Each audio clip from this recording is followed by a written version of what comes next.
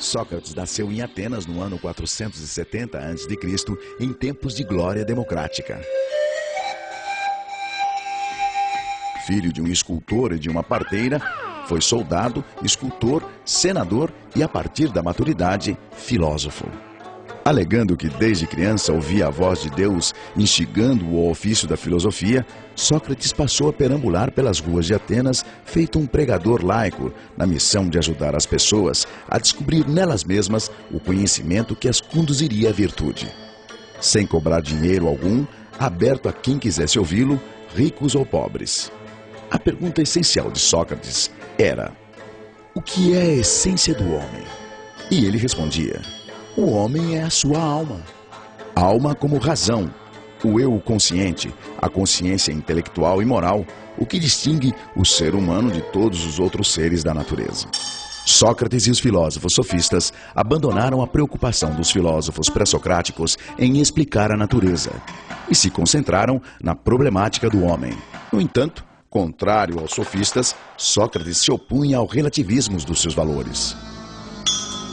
Os sofistas formavam um grupo à parte de uma espécie de retóricos de aluguel. Valendo-se da arte da argumentação, eles relativizavam a ética e a moral, defendendo o que e a quem quer que fosse, desde que bem remunerados.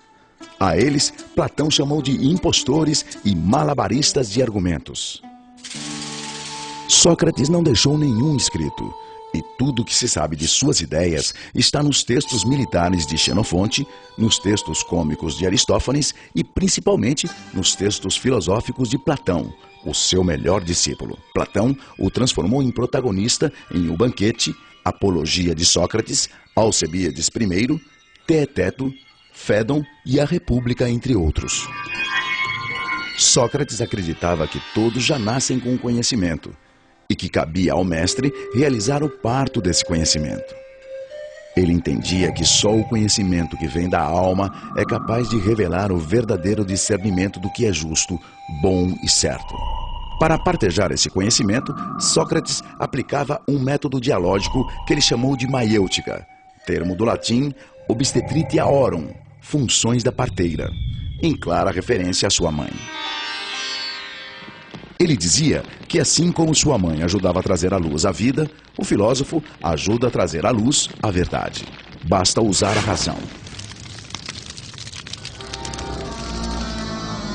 No começo do diálogo, Sócrates se posicionava como se não soubesse de nada do assunto e dava início ao colóquio com uma pergunta ao seu ouvinte, que a respondia com o seu próprio jeito de pensar.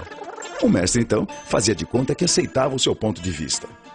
Porém, com um senso de humor que desorientava o interlocutor, a chamada ironia socrática, ele contra-argumentava e buscava convencer o ouvinte da esterilidade e contradições de suas reflexões, levando-o a admitir o seu equívoco e o seu desconhecimento. As perguntas feitas por Sócrates são próprias da chamada dialética socrática, isto é, do exercício de contrapor argumentos contrários.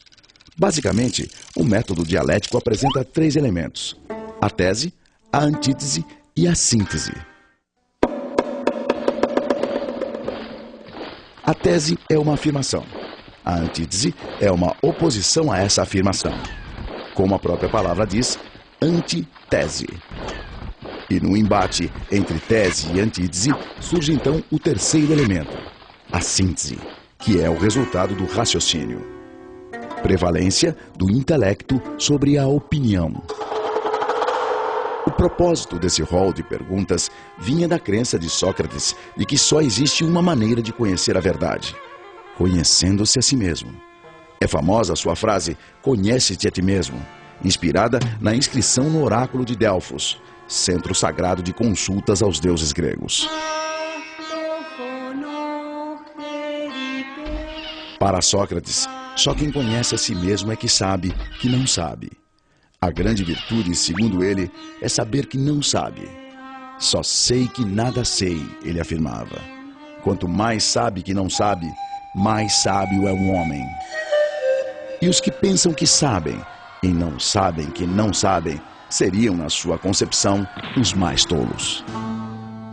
No texto Apologia de Sócrates, Sócrates relata que a pitonisa do oráculo de Delfos teria afirmado ao historiador e seu discípulo Xenofonte que o homem mais sábio de todos era ele, Sócrates. Logo eu, que justamente o que sei é que nada sei, um sábio? Então, Sócrates teria ido procurar políticos, poetas e artífices para provar que ele sim, por seus privilegiados ofícios, certamente seriam mais sábios que ele. Porém, decepcionado com sua arrogância e soberba, Sócrates confessou finalmente entender o que significava ser sábio para Delfos. Sábio é o homem capaz de perceber seus limites e imperfeições, compreender as ilusões das aparências, a efemeridade das paixões e, com a razão, controlar-se. Só assim saberá depurar seu coração e sua alma e agir com justiça e retidão. A crítica àquelas 3 categorias de cidadãos pesquisados por Sócrates resultou em ódio e vingança dos seus desafetos, culminando em sua condenação à morte por envenenamento por cicuta, promulgada por um tribunal. Seus acusadores foram Meleto pelos poetas, Anito pelos artífices e Licon pelos políticos. Eles acusavam Sócrates de 2 crimes: corromper os jovens com suas ideias subversivas e negar a existência dos deuses atenienses. Recusando-se a abrir mão de suas ideias, que o libertariam da condenação abrandada para exílio, Sócrates enfrentou a morte aos 71 anos como um ato de coerência e dignidade. No dia de sua execução, narrado na Apologia de Sócrates, o mestre reuniu os amigos e discípulos e, antes de beber o cálice fatal, despediu-se. Se de fato é como um sono, a morte seria um maravilhoso presente, porquanto todo o tempo se resume a uma única noite. Se, ao contrário, a morte é como uma passagem deste para outro lugar e que lá se encontram todos os mortos, qual o bem que poderia existir, ó juízes, maior do que este?